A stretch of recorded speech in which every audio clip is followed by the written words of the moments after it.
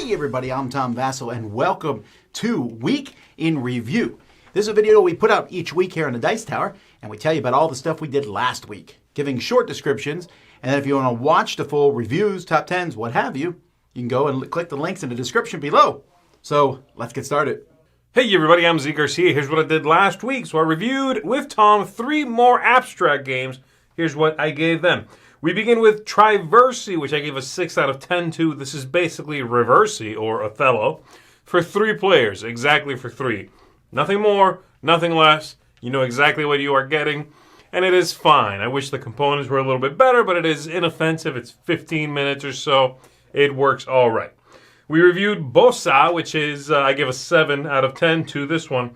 And this one is this strange, artisanal, kind of lucky but sort of ethereal game in which you are playing tiles in front of you or your opponent trying to get to a certain winning condition. There's something about this game that spoke to me. I think partly I am charmed by the clearly handmade feel and quality of the whole thing, but I find the game to be sort of not snooty, I suppose. It kind of looks very highfalutin and hoity-toity, but the gameplay doesn't feel that way. It doesn't come across full of itself, and I appreciated that in it. And then Donuts was the third one, and I love this one. I gave this a 9 out of 10. This is a game in which it's a little bit like Othello, too, actually, with a big twist, but you are where you place your piece, your donut, denotes where your opponent may place, and so you're forcing each other to take specific moves. It's this interesting ballet of allowing your opponent to do something, restricting their options, forcing them to do a move that lets you do something in return that is very powerful, and then you are flipping over your opponent's pieces trying to make a 5 in a row or have a large group of your own color. Really interesting, thinky, very quick as well, but so engaging, so well done. And the silly donut theme, I think, diffuses a little bit of the tension that might come from this if it was a more seriously presented game, because it's very thinky. And then I reviewed, lastly here, Slay the Spire, which I gave a 9 out of 10 to, based, of course, on the video game, now a board game version of that, and it is tremendous. It is very well done. The team behind this, which is the folks behind the video game, they really hit the nail on the head adapting the video game to a board game in subtle and interesting ways. You know, lowering the math, simplifying some things, and kicking up the cooperation. You can now play what feels like the video game on the table, multiplayer, and help each other out with these great fluid turns. So really, really good stuff. That's Slay the Spire. And that's it for me. I'll see you on the next one. Hey everyone, Chris here, and time for completely normal time. I took a look at several games, the first of which was City of the Living. I gave a 6. This is Reiner Knizia's zombie-themed game, Sebastian Bleasdale co-design. I thought it was fine. It's one of those where based on player count, too low player count, and it's very easy to stay on top of the zombie horde. Higher player count, and you might get hosed. And not enough good choices. I like what's going on with kind of the offsetting benefits. As you upgrade one thing, you're kind of degrading another, but not enough for me to keep coming back to this one, but I still had fun. That's a 6. Next up, Union Stockyards, a 7.5. This is a neat worker placement game. Fun, very light, but some cool stuff that I haven't really seen before, and so breezy and quick. For me, kind of like a Lords of Waterdeep level of a game, but even faster than that. So, a nice worker placement game that you might consider, especially if you're looking for that nice introductory weight kind of one. Biohack, an 8, a much more tense and tight worker placement game that does this really cool system where the workers get assigned out and then they kind of get moved around in a nice, clever way. I like the genes. I like creating these monsters and stuff. The biggest problem I have with it is some of the production decisions, especially 2 of the symbols from across the table.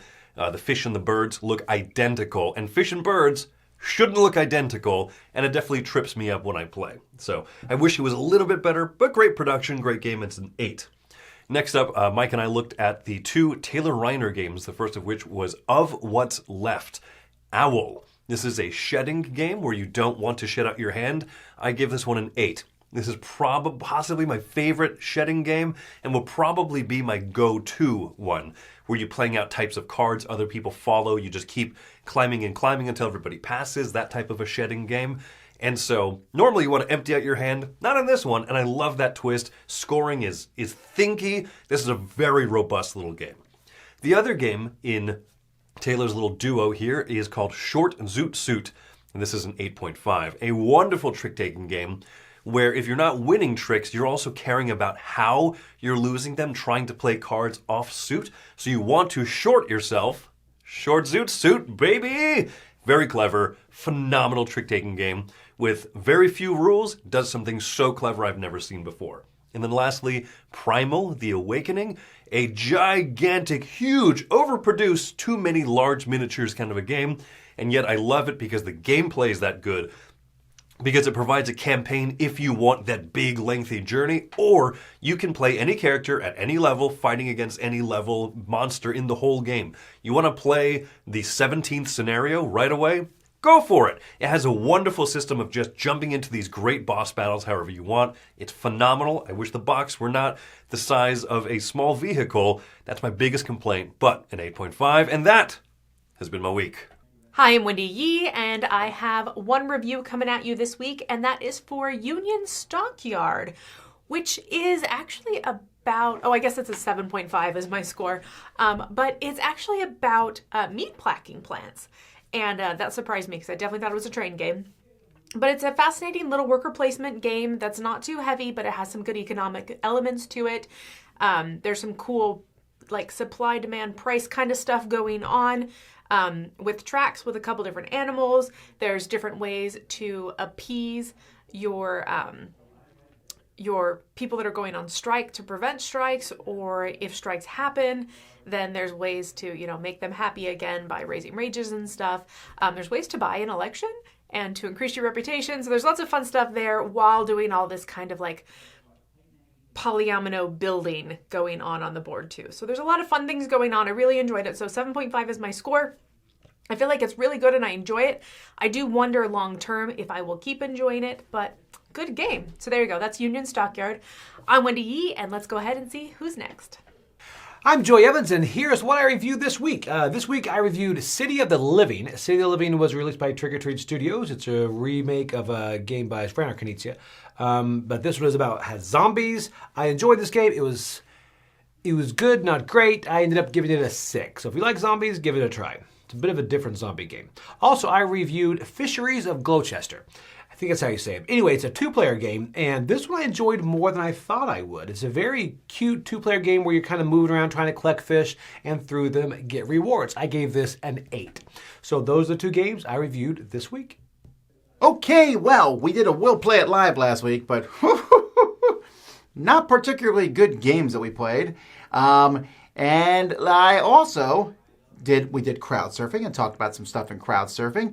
I reviewed a game called Union Stockyards, which I enjoyed. I gave it a 7.5. Just a fun style of running your own slaughterhouse, but some really cool worker placement. It was a lot of fun to play that game. I did a couple abstract games with Z and went through each of them. I also did a video about why I still really love board games. I do. And that's a question I get asked a lot, so I did a thing on that. And I also talked about 5 party games, 4 of which are terrible, but 1 I thought was pretty good. And then finally, and this is the thing that blows my mind, is that I did Biohack, which I gave an 8 to. Biohack, a very cool game about worker placement, a game in which you are building strange, dark animals, of mixing a horse with a narwhal to get a unicorn. Anyway, but I gave 2 9s this past week. 2 amazing games, both of them sort of boss battlers to some degree. One is Slay the Spire, which I did not expect to enjoy because I thought, why do we need a board game app, version of an app? But for multiplayer, it's amazing. And the other 9 is to Primal. And the only reason it didn't get a 10 is because the box is just too gigantically huge. But one of the best boss battlers I've ever played. Just so much fun to fight these giant creatures with cool weapons and special abilities. It's a fantastic game. Anyway, those are all the videos we did this past week. Until next time, I'm Tom Basso, and you've been watching Week in Review on the Dice Tower.